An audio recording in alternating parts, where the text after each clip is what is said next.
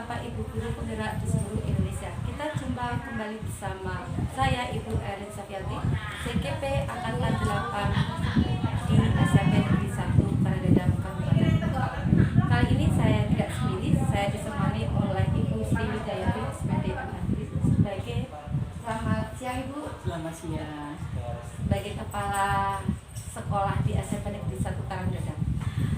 Pada kesempatan hari ini saya keterkaitan tugas dari demonstrasi kontekstual modul 3.1 yang sehubungan dengan dialog antara saya calon CGP dengan Ibu Kepala Sekolah terkait pengambilan keputusan sebagai pemimpin.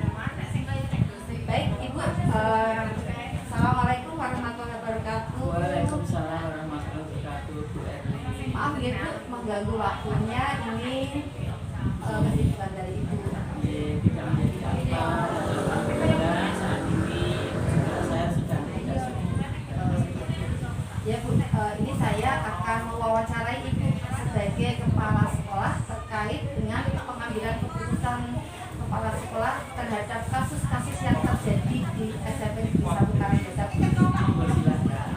Pertama gitu ya, ada beberapa pertanyaan. Yang pertama, selama ini bagaimana Ibu dapat mengidentifikasi kasus-kasus yang merupakan dilema etika atau bujukan moral selama Ibu menjadi kepala sekolah? Menurut saya selama ini saya melihat dari sudut pandang moral dan hukum. Apabila kasus tersebut melawan hukum, maka sudah tentu benar atau salah. Namun jika masih dikatakan benar dan benar, masalah tersebut adalah merupakan dilema etika. Untuk itu kami perlu menggunakan perasaan dan hati untuk mencari solusi dan menyelesaikannya. Ya. Solusi dalam menyelesaikan permasalahan dari dilema etika ya. Kemudian Bu, yang kedua nih, selama ini bagaimana Ibu sebagai kepala sekolah dalam menjalankan pengambilan keputusan di sekolah yang Ibu pimpin, terutama nih untuk kasus-kasus di mana ada dua kepentingan yang sama, benar atau sama-sama mengandung nilai kebajikan? Selama ini saya selalu mengidentifikasi kasus tersebut dari berbagai sudut pandang, kemudian menimbang secara matang mana yang paling benar, dan keputusan tersebut tentunya menguntungkan banyak orang dan tidak merugikan siapa. Dan ini akan melibatkan warga sekolah yang sekiranya mewakili dari personalia kita. Adanya hubungan tidak hanya Ibu saja ya, biar melibatkan dari keluarga. Baik Ibu. Kemudian Bu, langkah-langkah atau prosedur seperti apa yang bisa Ibu lakukan selama ini? Selama ini kami mengambil langkah-langkah yang dilakukan. Pertama adalah menentukan penyebab permasalahan, kemudian menentukan siapa saja yang terlibat di dalam kasus itu, dan menanyakan kepada orang-orang yang terdekat yang berada di lingkungan kasus tersebut, kemudian berdiskusi dengan warga sekolah. Ya, kita ambil dari segala sudut pandang dari rekan-rekan kita, kemudian membuat beberapa solusi keputusan dan menimbang lagi dari berbagai sudut sebelum memutuskan atau mengambil solusi. Mungkin di sini nanti akan kita temukan solusi A, solusi B, dan solusi C. Kemudian kita ambil salah satu yang terbaik, yang menguntungkan namun juga tidak merugikan dari semua pihak. Ya, tetap keputusan tetap adanya keterlibatan dengan rekan keluarga besar. Ya. Kemudian ini Bu, hal-hal apa saja yang selama ini Ibu anggap efektif dalam pengambilan keputusan pada kasus dilema etika? Selama ini saya melakukan analisis kasus, kemudian menentukan solusinya sesuai dengan peraturan dan norma yang berlaku di sekolah kita, juga yang berlaku di masyarakat Karangdadap. Setelah itu mengedepankan kepentingan umum dan solusi tersebut harus bermanfaat bagi semuanya dan tidak tidak tebang pilih. Artinya solusi itu berlaku untuk semuanya. Baik Ibu, bentuknya itu ya. Jadi tidak ada pemilihan oh ini solusi yang terbaik saya ambil yang punyanya ini enggak ya. Betul, Ya. iya. Dasar diskusi Berdasarkan diskusi bersama ya. Terus Bu, hal apa saja yang selama ini merupakan tantangan dalam pengambilan keputusan pada kasus dilema etika itu?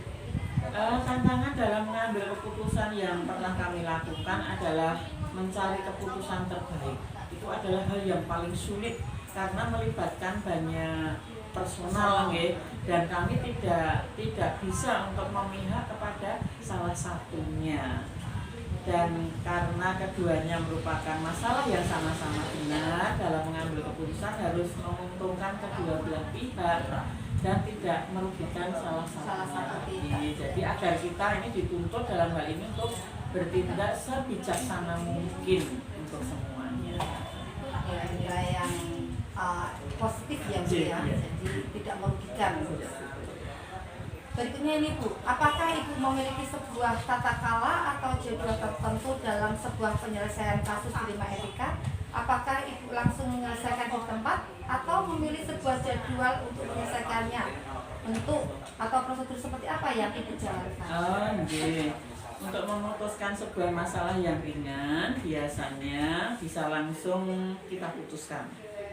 Baik itu nanti oleh misalkan dari wakil kepala sekolah atau itu oleh guru BK-nya.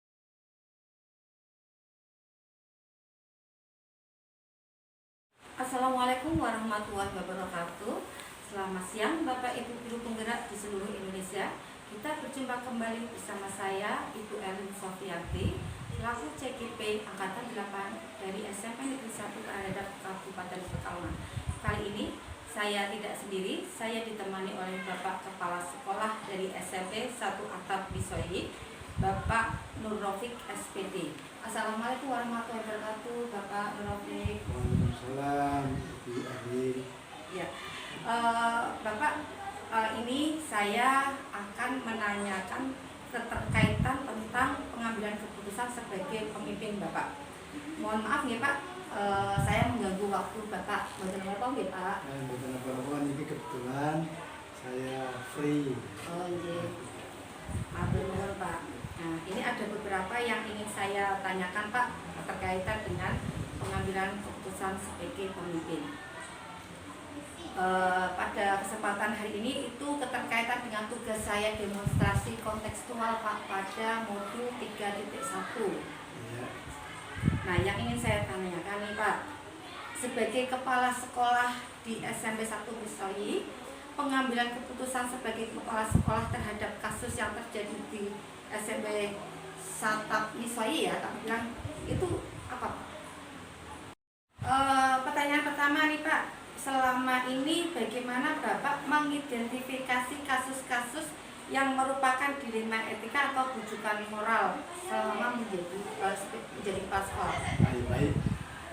Selama ini saya dalam mengidentifikasikan pengambil keputusan dari etika dan bujuk moral, saya mengidentifikasikan kalau berdasarkan moral ini saya melihat dulu permasalahannya. Kalau permasalahannya itu berkaitan dengan etika moral, ada dua yang kebenaran yang ada di situ, saya katakan itu merupakan dilema etika. Etika yang berkaitan dengan hukum ya, itu kita mengatakan itu sebagai bujuk moral. Ya, berarti melihat dulu dari permasalahan tersebut ya Pak ya, benar lawan benar gitu ya Pak ya, yang akan dijadikan sebuah dilema etika dalam pengambilan keputusan. Kemudian Pak, yang kedua nih Pak, selama ini bagaimana Bapak menjalankan pengambilan keputusan di sekolah, terutama untuk kasus-kasus di mana ada dua kepentingan yang sama benar atau sama-sama mengandung nilai kebajikan? Nah, baik. Untuk hal tersebut kami biasanya mulai yang pertama mengidentifikasikan apa penyebab permasalahannya. Kemudian Setelah itu kami mencari solusi-solusi atau alternatif yang ada saya ambil. Itu yang selama ini. Iya. Kemudian nih, yang berikutnya Pak, langkah atau prosedur seperti apa yang biasa Bapak lakukan selama ini Pak? Sebetulnya untuk prosedur baku saya belum punya. Ini yang biasa saya lakukan hanya pertama pengidentifikasian permasalahan tersebut. Kita lihat identifikasi. Setelah itu saya dengan pembentuk saya akan melakukan pertemuan untuk membicarakan permasalahan tersebut, untuk mencari solusi bersama hingga menjadikan keputusan yang diambil menjadi baik, tidak melakukan dengan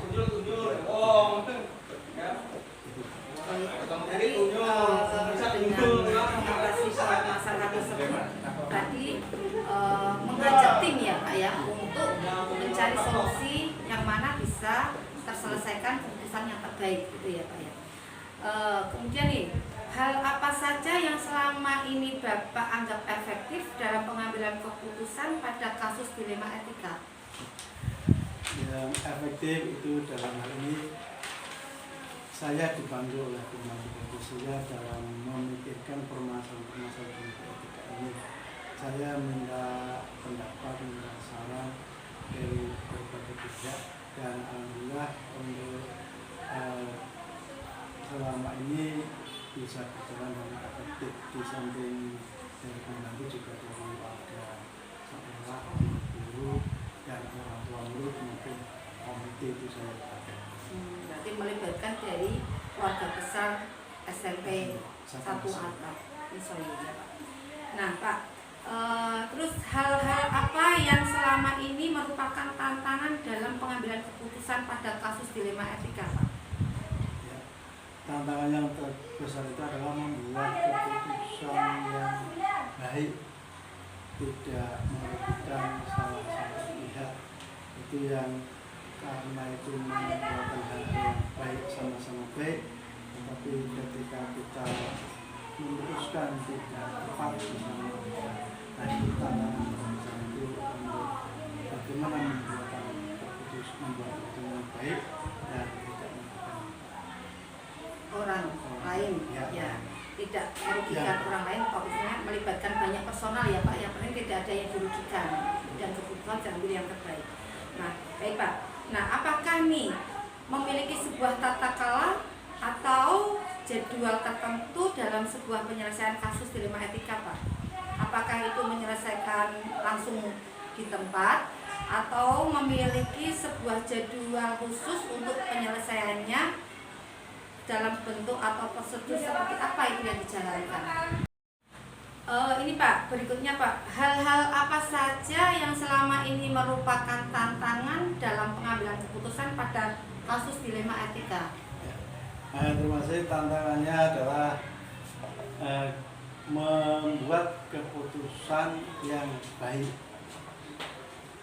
untuk tidak merugikan semua pihak atau beberapa pihak.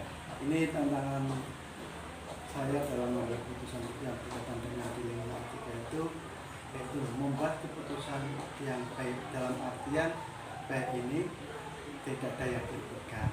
Nah itu tantangan itu walaupun kelihatannya Mudah, sederhana, tetapi itu ya juga sulit. ya merupakan tantangan ya Pak ya dalam mengambil keputusan ya. Yang jelas tidak mau ada yang dirugikan, yang mana keputusannya diambil juga keputusan yang terbaik, tidak merugikan salah satunya. Baik Pak, terima kasih. Kemudian nih, apakah Bapak memiliki sebuah tata kelola atau jadwal tertentu dalam sebuah penyelesaian kasus dilema etika? Dalam penyelesaiannya itu di tempat atau memiliki sebuah jadwal untuk menyelesaikannya Pak? Dalam bentuk prosedur seperti apa yang dijalankan?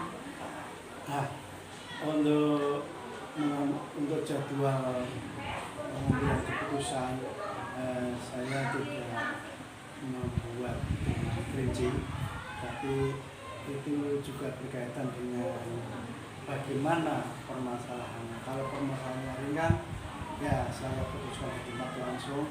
Tetapi kalau permasalahannya berat, saya membuat ya perkiraan waktu atau membuat jadwal atau ya istilahnya rencana-rencana untuk rapat mengambil keputusan, biasanya seperti itu. Ya, Pak. Nah, adakah nih seseorang atau faktor-faktor apa yang selama ini mempermudah atau membantu Bapak dalam pengambilan keputusan kasus-kasus dilema etika, Pak? Yang memudah mengambil keputusan ini, Iya. faktor Mengajak warga, faktor dari teman-teman, faktor dari paling murid ya, guru, wali murid, kemudian stakeholder. sebagai siswa yang ada di sekolah juga saya minta ya dari teman sejawat yang seprofesi yang lebih senior untuk bagaimana cara Alternatif dalam mencari solusi, ya Pak ya. Kemudian nih dari semua hal yang disampaikan, pembelajaran apa yang dapat Bapak petik dari pengalaman mengambil keputusan dilema etika? pengalaman Pengalaman pembelajaran. pembelajaran dalam mengambil keputusan dilema etika. Untuk pembelajaran untuk saya itu bahwa mengambil keputusan itu harus bijaksana, Menganalisis ya, bijaksana, menganalisis sebuah dengan permasalahan. baik, mengenai menjadi keputusan yang bijaksana. Itu yang menurut saya seorang kepala sekolah harus bisa menganalisis permasalahan, kemudian mengambil keputusan yang bijaksana yang baik. Baik, terima kasih Bapak Rofik atas waktu dan kesempatannya, dan alhamdulillah ya saya sekarang bisa mendapatkan ilmu banyak nih Pak mengenai pengetahuan bagaimana cara pengambilan keputusan sebagai pemimpin Pak. Mohon doanya ya Pak, ini semoga tugas kami untuk kedepannya sebagai CGP Angkatan 8 diperlancar, dan ini tugas demonstrasi kontekstual modul 3.1 Pak. Ya, termasuk juga saya harap untuk Bu Erlin bisa menjadi nanti penerus kepala sekolah pemimpin pelajaran yang di masa akan datang menjadikan pendidikan di Indonesia maju besar. Amin, terima kasih Pak. Saya mohon undur diri ya Pak ya. Demikianlah hasil percakapan saya selaku CGP Angkatan 8 dengan Bapak Kepala Sekolah 1 Atak Misoi, Bapak Nur Rofik, keterkaitan dengan pengambilan keputusan sebagai pemimpin. Saya mohon maaf apabila ada kekurangan. Terima kasih. Assalamualaikum warahmatullahi wabarakatuh. Waalaikumsalam warahmatullahi wabarakatuh.